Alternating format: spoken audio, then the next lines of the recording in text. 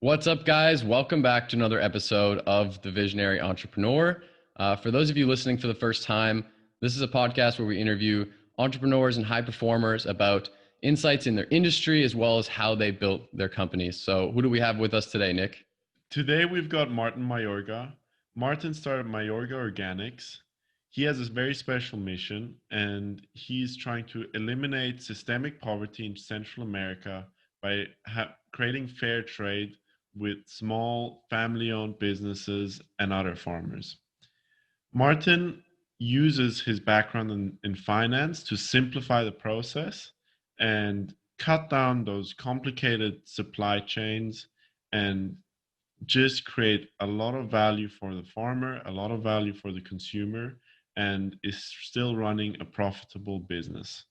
Hope you guys enjoy. What is so incredible about your company is that on the one side, you help the producers, which is the main focus on your company, to help producers become financially sustainable and alleviate poverty in Central and South America. Um, and cut out the big companies and the traders who are literally using those producers as modern day slavery, one could say. um, but but something that me and Dana are really interested in is how, like, when you started this really early in your career, you're still in your studies, how were you able to just go ahead and start doing the first deal? Like, what help did you have, or what tools did you use to just start? You know, um, I didn't have much, and honestly, this is in the mid '90s, so I'm going Hmm. to sound like an old guy, but we did things via fax. Emails were just starting. Things were slower and more difficult. Um, it was my dad, really. I talked to him about all the issues I saw. I was a finance guy. I studied finance and I was pretty good at it. Like I was telling Nicholas, I took the Series 63 and the Series 7, I think when I was about 17, 18, just on my own. So I really had a good knack for understanding finances and economics, which is really what the issue I saw was in coffee. And when I told my dad about it, who was a trained economist who dedicated his whole life to helping the people of Nicaragua, he just looked at me. He's like, "So what are you waiting for? Get on a plane and go to Nicaragua." And that was kind of it, really. It was, and back in the day, you had to just get on a plane and figure it out. And things were more challenging then. You flew into Nicaragua, early mid '90s. Everybody was armed. You had to be armed. The drive that is now 2.5 hours used to take about 5 hours. It wasn't as safe and nice as it is now. So, but it was just, that was kind of my dad's thing, which is just, thinking about it doesn't do anything. You have to take action. And that was kind of how he lived his life, and, created some tension for our family. And the fact that we lived through revolutions, we lived through a lot of chaos. But he always just believed in, if you believe in something, you have to do something about it. So otherwise it's just words and they were meaningless. So it was really just that. My dad saying, then go figure it out. And that's what I Yep. did. A lot of people in our society, especially young people, just talk a lot about doing things, but they're not so keen on actually doing it. And I'm assuming, when you first started, it wasn't smooth sailing. How was your first entry to the market? Was it slow, or did you kind of have early success? Ultimately my challenge was more in the supply chain, because I realized that I didn't have the economies of scale that I needed to bring a full container, to get the distribution lined up. So, ultimately my challenge was less it was less market and more sourcing and logistics and Hmm. economies of scale. Because if you think about it, all the buzzwords and everything you're seeing now in the industry, that's what I did. I did direct trade. I did, farmer development. That's what I was focused on. And frankly, nobody that I knew of in the country at that point, in 95, 96, was importing green coffee from producers, adding value and roasting and going to market. So honestly, my going to market was very easy. I was in all the Dean DeLucas the first 2, 3 years, doing some private label for those guys, growing into regional markets. And I actually picked up Costco in 2000, which was very early in the Wow. stage of the company.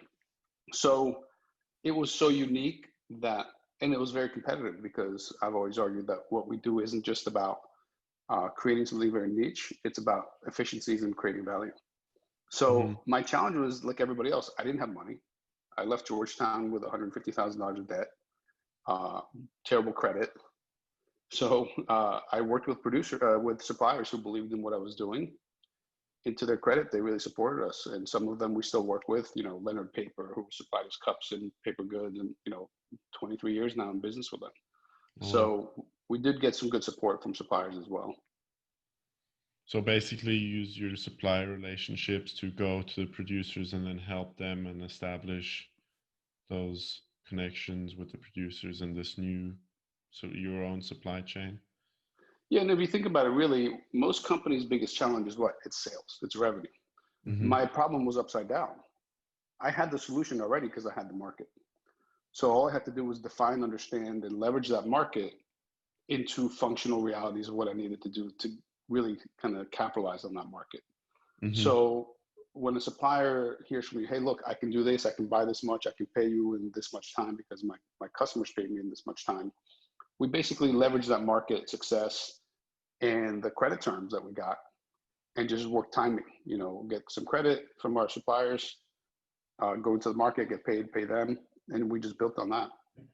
What really blows my mind is that reputability piece. I think like that's something that I struggle to think about when, starting a company. It's not easy to have that reputability, to have like a Costco work with you, right? But you managed to do that within like 5 years of you starting.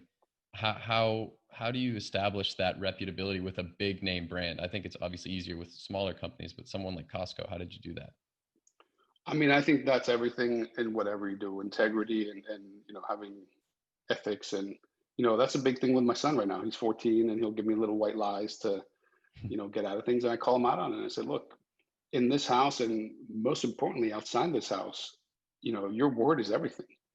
So I think for me, the biggest thing has been, what I say I'm going to do, I do it. If I run into problems, I ran into plenty of financial problems throughout the business evolution. And I would sit with financials with suppliers and say, look, here's my situation. Here's a P&L, here's a cash flow. Here's how I think I can work out of it. And I treated them almost as investors. And I think they appreciated that. And, when you're brutally honest, people either love it or hate it. Most people honestly hate it, but the people who want to see you grow because they'll benefit from it really appreciate that. And I think that's been my success. Socially, it hasn't been good because I think people have a hard time dealing with somebody like me who's very honest. But in business, I think it's very valued and respected, and that's what's allowed us to grow very well. Mm. Yeah, I think you don't want to work with those people anyway that don't appreciate the honest truth. I think even if it's a slim amount of people, you want to find those people that appreciate the brutal and often not pretty truth. Well, in business, at the end of the day, whether we want to do good and make an impact, it is black and white. It is ones and zeros. So, I think ultimately in life is ones and zeros. Life is spreadsheets. Life is about, a balance sheet P&L, whether we like it or not. And I think the people who are measured by that and who understand that appreciate my method, the way I operate and kind of the way I approach things. It's hard though, personally, and even in my home life, I think my wife struggles when I like very succinct answers. I like very kind of calculated planning, and it does backfire on me a little bit, and I have to temper that on my personal life. Yeah. So, I mean, one thing that Dane was, when I just gave him a summary about you, one thing was, how do you operate a company without having significant outside investors or working with debt? How do you just work off cash flows and supplies, basically? That's just something that really interests us. It's not easy. I think that no business should be launched without knowing there's a market, right? I think a lot of people just kind of launch businesses hoping there's a market with their fingers crossed, meanwhile they're sitting on $10 million of other people's money. I think if you can understand the market, understand the kind of cash flow cycle, understand your ability to penetrate into the market and what that can look like, an investment is just, it's cash and time, right? The investor wants to put $10 in and get $100 out in 10 years. or 5 years or 2 years, whatever it might be. I think it's just Mm-hmm. playing with that internally, and you may not have, a very kind of meteoric trajectory where you're going to just take off your sales, but you can grow 5%, 10% over a year, and you can start small and you can build on that. And maybe some years you do have a big jump, and once you have that mechanism in place where the suppliers are supporting you at $100,000 a year, if you have the opportunity to grow to $500,000, and you have trust and you have proven track record, and they're going to support you to get there. So I think part of the opportunity there requires patience, though, and that's what we lack tremendously in entrepreneurship nowadays.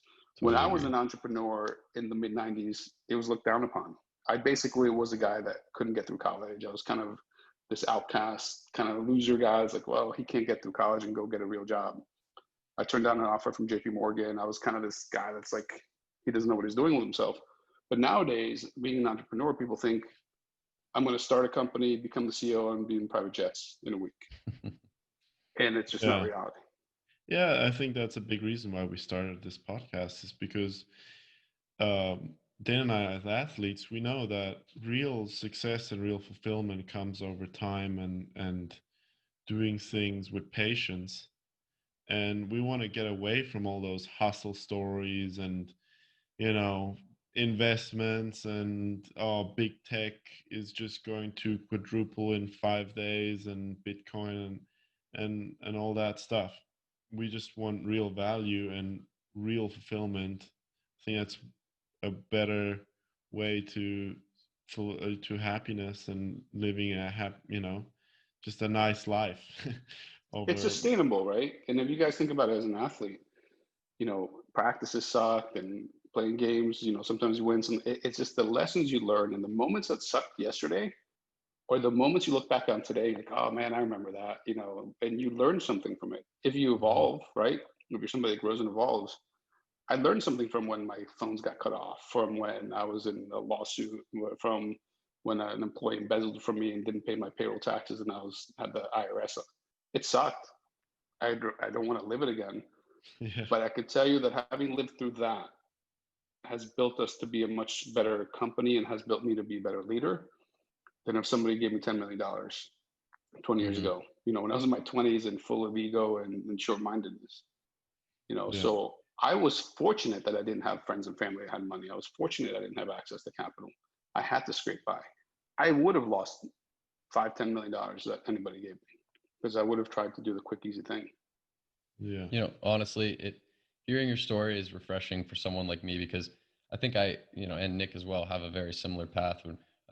I am currently, working in the banking route, but it's, something where my mindset wants to be more creative. And I think that there is a lack of people who are, let's say, finance guys, like you said, you were at 17, 18, who decide, I'm going to kind of take that real knowledge and, start a business in almost a finance sense with a purpose. Because there's finance guys who start a business for just money, and then there's kind of creative people who don't have a business sense, and they're not able to operate in a realistic way. I think, do you know what I mean? I think you see that in the coffee business as well, because you have either the big players who don't care about anything. You have some now big players who care about fair trade and all these sort of, or at least market that they do. Exactly, market that they do. And then you have the super specialty coffee that is like, has its own issue. What do you see with the super specialty coffee that you differentiate yourself from that? Well, frankly, we were the specialty guys in 99 and 2000. I had a coffee roasting retail shop with a bar in 2000. We had live bands. We would roast. We had loaded lattes at the bar. I was doing pour overs and latte art, and people would leave because they were impatient, because back in 2000, good coffee was maybe McDonald's. So I think, unfortunately, it's driven too much by ego and by desperation, honestly, because these are very small guys trying to be relevant.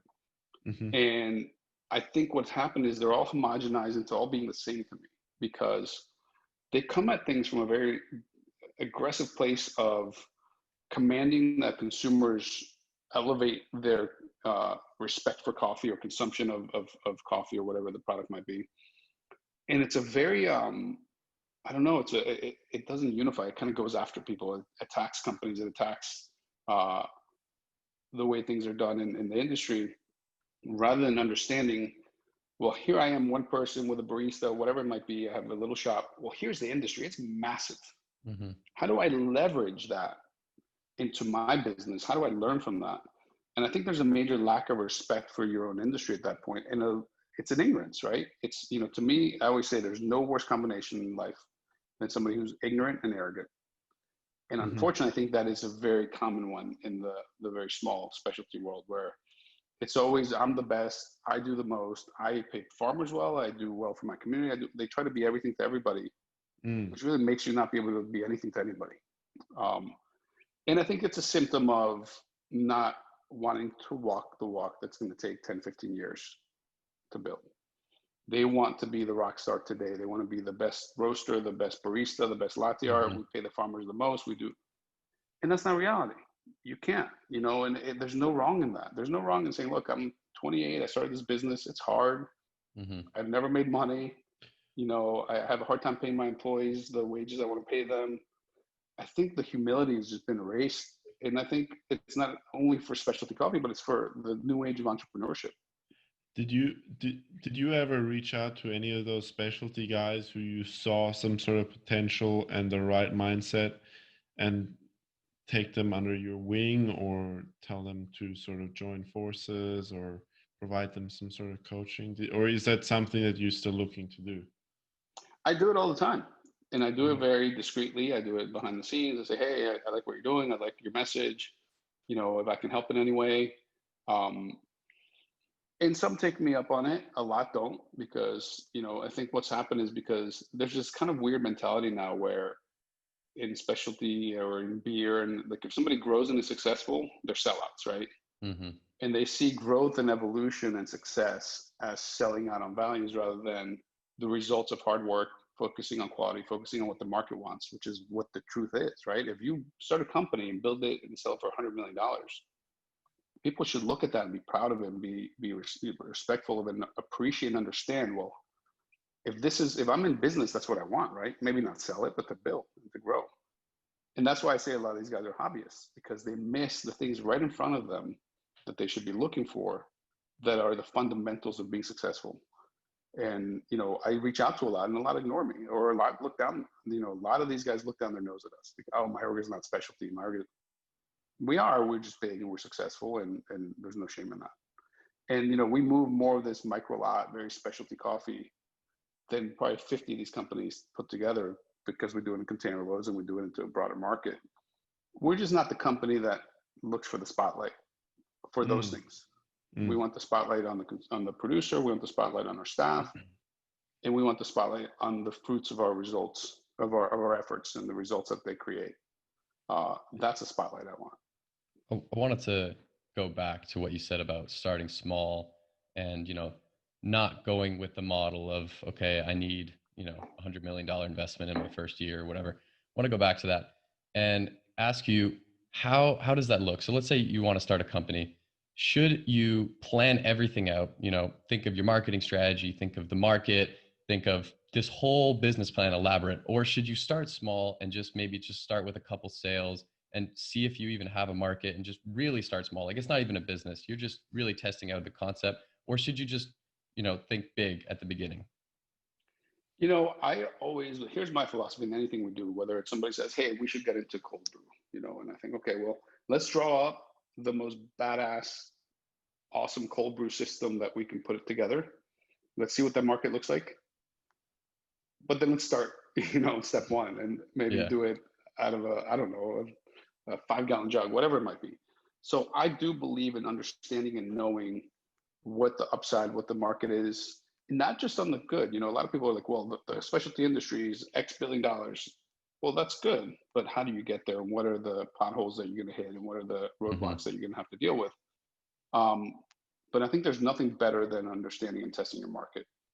I also think there's a danger in over planning, right? Because you might find that as you evolve and grow, that you thought your product was this and had this market, but wow, look at the Yeah. opportunity here. You know, when I started, and you know, again in the late '90s, early 2000s, being Latino was not respected really in the business world. We didn't, Mhm. you know, only in the last 7 years do we actually hear, you know, Latin American music or music in Spanish being played on the radio, and like Latinos were not highly regarded as business people. So I almost had to kind of like pull back on, you know, my coffee was Cafe Mayorga. It was very Latin. And I realized that that was actually hurting me. And I had to kind of pull back and adjust, not selling out who I was and what I was doing, but I need the market, right? I need the market to achieve what I need to achieve. Hmm. So I had to adapt and adjust. Um, I also made mistakes. I had 12 coffee shops at one point, you know, and I did the whole barista kind of latte art, micro lot thing. And I realized it's a lot of work. And unless you really love it and are passionate about it, and you can raise 15, $20 million to go open 30 shops, it's a hobby. It's a very stressful hobby. Hmm. That for some people works. And to be honest, in my 20s, I had all these shops with my name on them. My ego probably kept these things open 2 years longer than I should have, because it was like, oh man, my name's going to come down and people are going to know. But I think you have to just understand the opportunity, create a vision for where you think it might go, but be very open to really adapting, because you know, everyone always asks for a business plan. I'm like, you know, to this day, I barely have one. You know, here's opportunity. Here's how we look to do it. More importantly, here are the financials. Here are the Right. projections. Here's what I think is going to keep the lights on. And that's Yeah. really what the way I think. I think the thing that you said that resounded the most is the understanding the market really well. I think people don't take the time to do that, and not over planning, because, you know, Nick and I haven't started a company, but we've obviously messed around with different kinds of ideas. And I think we've fallen trapped sometimes to that over planning aspect where it's like, we're going to do this and then we're going to do that. And then we're even going to do this. And then we're thinking crazy scale. And then you're like, wait, does, you know, the person across the street want our product or not? You know what I Right. mean? So I think people forget that, and they don't understand the market and the competition either, and how they play into it, which I think is where you found it, is how do I fit in as a specialty coffee, you know, in 1995. So, And it's really tough, because one of the things that I see a huge mistake in the hyper specialty, very small players is they say things like, well, the consumer needs to appreciate quality. The consumer needs to pay more. So they literally think they're going to change the market. They think they're going to change the American consumer's priorities. Guess what? My priorities are my family, myself, my mortgage, my, you know, the things I need to worry about, my staff. And so do I care about how this mug was made? No, I can only care about so many things, and I'm going to try to be conscientious about as much as I can, but we can't put this on the consumers. And I think for me, the way I see it is, it's almost like infiltrating the system, right? I'm now of scale, and we can now grow in a pretty big market. Let's kind of layer on top of that into where I want to get to. I'd love for consumers to pay enough so that I can pay farmers $3 a pound across the board. I do that for some coffees, but I can't do it across the board. Why? Because I'd go out of business if I did. So I think it's also that, it's understand your market. If you think the market can evolve, okay, be part of that evolution, but don't expect it to evolve for you. Mm. And I think that's a very deadly mistake a lot of these small guys have made. Yeah, I mean, something that I want to hear from your voice is organic coffee. Like you decided very early on to be organic, and I think you mentioned something in your podcast about what you experienced in the farm. Mhm. And how does a non-organic coffee farm look versus an organic? Like how big of an impact is that for the farmer, and probably also for your health? But you know, you have the experience with the farmer.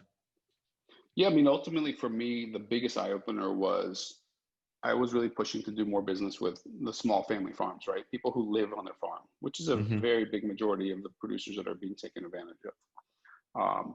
You know, it's funny, you see all these roasters that pay a lot of money for coffee from farmers, but these farmers live in the capital. They just own these farms as an investment. So I'm talking about the people who live on their farms, Hmm. who are typically the poorest. Um, when I went to a farm and I literally saw an entire family having to put on the full suit with the gloves and everything to spray chemicals on the farm, that was a big wake up call for me, because I said, you know, here I'm trying to help people and support people, but we're really promoting something that ultimately their personal health, their soil, farms are at the top of a mountain, usually the water runoff. Everything is affected by these chemicals. Mm-hmm. And by spending our money into that, we're actually promoting and supporting that. So that was a big one for me. And then as I've evolved into that world and kind of seeing, a lot of times, like we have a farmer family in Costa Rica we work with called Las Lajas.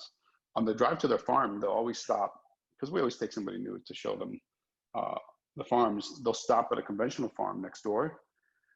You can see the roots of the trees exposed. The soil is like sand. Mm-hmm. The trees are kind of like, they almost look sad, and the leaves are kind of, just drooping. There's not that many shade trees. And you get to their farm, it's like, wow, it feels like a forest. It's green, it's lush. The soil feels like almost like a mulch. It's night and day the difference. Mm-hmm. We talk about sustainability. I mean, sustainability is about longevity, right? It's about sustaining something, whether it's economic, social, environmental. To me, it's not environmentally or economically sustainable to spray the soil and the plants to the point where your soil just kind of holds the roots, and they depend on chemicals to survive. It's life support, and it's not going to last forever. Yeah. Do you have any plans? Ultimately, your goal is to alleviate poverty and kind of fix this a little bit of a.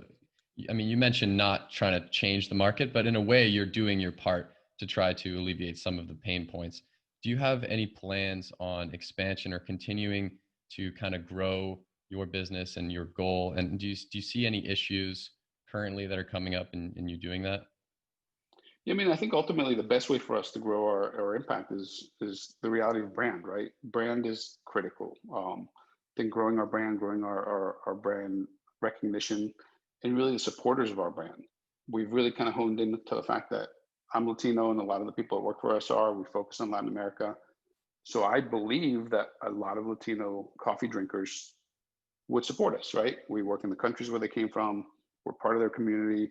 Our staff is part of it. So for me, it's building our brand in a way to really make Latinos feel like, hey, I can be proud of this company, proud of this brand, and talk to people about this brand and company. Mm-hmm. Because I think brand is a lot about, relatability, or, you only follow a brand if you can relate to it, or if it says something to people about you, right? And so Mm-hmm. for me, building our brand is critical because, again, going back to market, I need more market to make more impact. Mm-hmm. At the same time, we're looking to do more programs at origin. I have agronomists, I have export companies in multiple countries. Uh, Unfortunately, when coronavirus hit, everything just kind of came to a screeching halt. We still have our agronomists and our team working. Right now, we're in the middle of planting chia in Nicaragua. We're evolving into cacao. We had plans to open a factory in Peru, and we're going to do some processing there, but that just kind of died off over the last 6 months. So really, for me, a lot more presence in Latin America is important because, to be honest, there's a lot of things done in Latin America that really contradict what people think is being done in the States, right? People buy from somebody, and, they just, the trader or whoever sells them says, oh yeah, we do this. Oh yeah, we paid that much.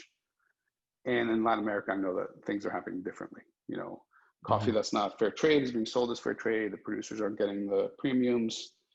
Organic coffee is being blended in, and with conventional. There's a lot of games being played, and people just believe what they want to believe. And I think it's the biggest impact we can make is by being in Latin America and being more involved in buying from the producer directly at the beginning of the supply chain, which we've done with chia for years. We do with coffee in a lot of our relationships, but there's always a mill involved, and there's always a relationship that we have to manage. Our mills are selected by us, and we work with them, but you don't know what people are doing unless you're really doing it yourself, actually.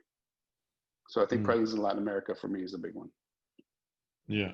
Where do you see the biggest opportunities for your business? Like, where are certain opportunities in the coffee business that you are like, or in not only because you're not only in coffee, and just in your specialty foods business, where you're like, I have to jump on this?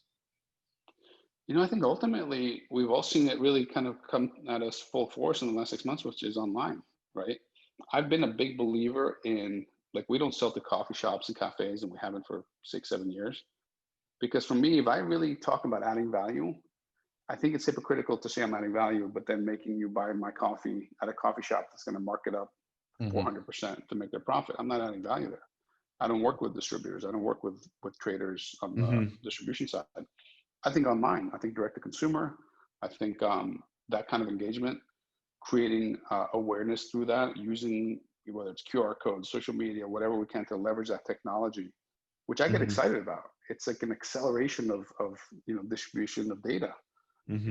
and really showing people what we do. I mean, right now our videographers in Nicaragua, Mm-hmm. taking footage of the chia planting, talking to coffee producers about the coming harvest, and it's beautiful, right? You just need one person and a camera and Wi-Fi, and millions of people can see what's Mm-hmm. happening in Latin America. Mm-hmm. So I think anything digital, because I have my two factories, I can ship to anybody and, at any location in the US or worldwide.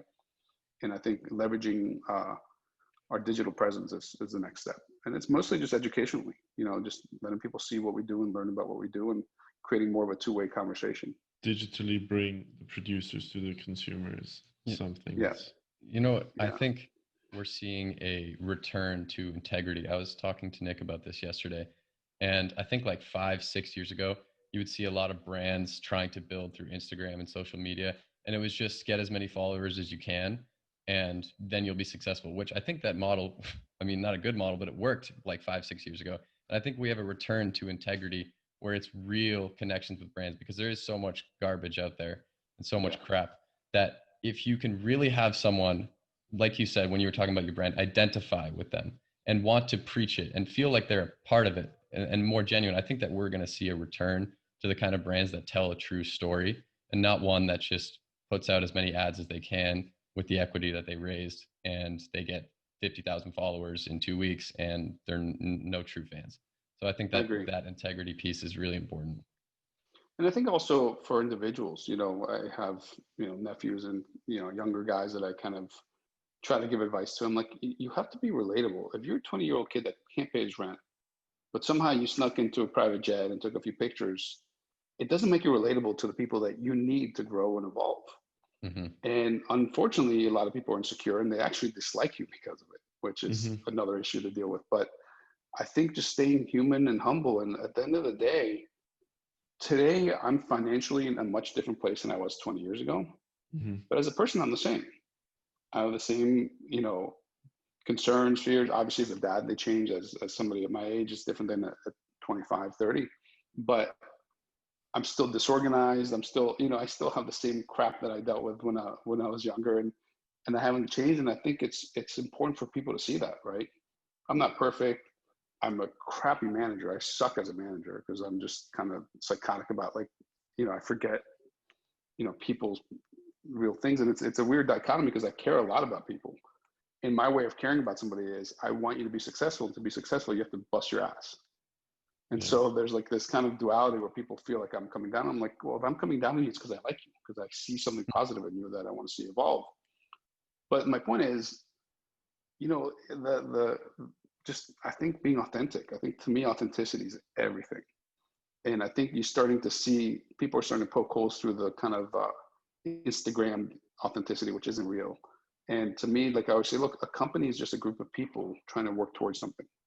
If we're a Mm-hmm. group of people trying to work towards something good, if we're a group of people trying to make a positive impact on the people we work with, let's show that. That's why if you look on our Instagram, it's not pretty, curated pictures that we don't have like a theme and all this crap that everybody's into. It's just like, here's, Eduardo, here's this producers, here's this food we love. We love tortillas. Let's take a picture of, somebody making tortillas. So I think just being who you are, is critical. And on a personal side too, as I've evolved, I've been more financially successful. I haven't changed who I am. And I think that's part of integrity, right? You are who you are, whether you have $50 or 5 million, it shouldn't matter. You shouldn't change who you are. And again, that's another thing that I push young entrepreneurs is like, if you chase the end goal of the Maserati, the jet, first of all, it's so shallow and hollow that you won't get it most likely. And secondly, you'll realize that it's not going to make you happier.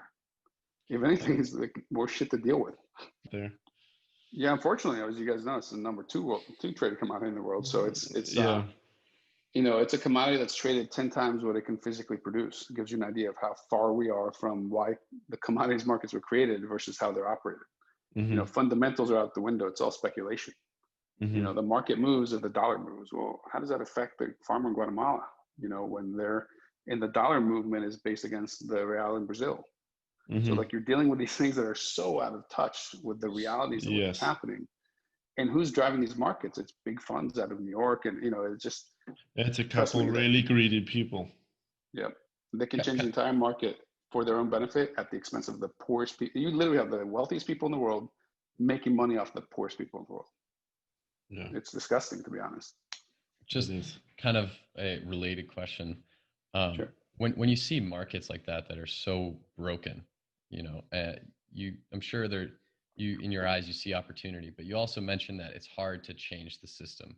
You're not going to change a consumer's habits, right? It's very, very difficult to, and people think that they can. So when you see a market that's that broken, how do you like find the opportunity there without thinking I'm going to reinvent the whole industry? You know what I mean? I think you find ways within that market to find the little opportunities and kind of build on them. That's why I'm probably one of the few people in coffee that's kind of not against, but very skeptical of blockchain.